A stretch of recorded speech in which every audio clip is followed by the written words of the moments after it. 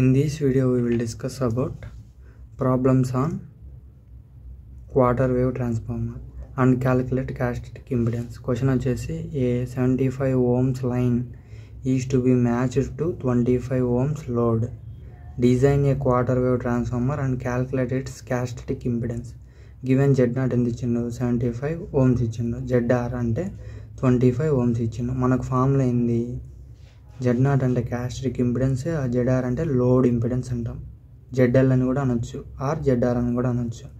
Characteristic impedance Z0 equal to 75 ohms already ఇచ్చిన load, ఓకేనా. 75 ohms మనం ఏమనుకోవాలి, ఇప్పుడు ఇన్పుట్ ఇంపిడెన్స్ కనుక్కోవాలి. ఎందుకంటే క్వార్టర్ వేవ్ని డిజైన్ చేయాలంటే ఇన్పుట్ ఇంపిడెన్స్ కనుక్కోవాలి.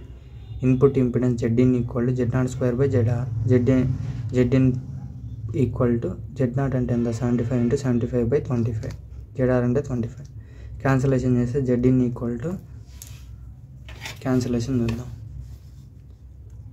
75 × 75/25 చేస్తే ఎంత వచ్చింది, 25 కదా, ఇక్కడ 25 చేస్తే 225 ohms అనమాట. ఇది మనకు Zin value. This is about this video. Thank you. Please like and subscribe my channel. Thank you.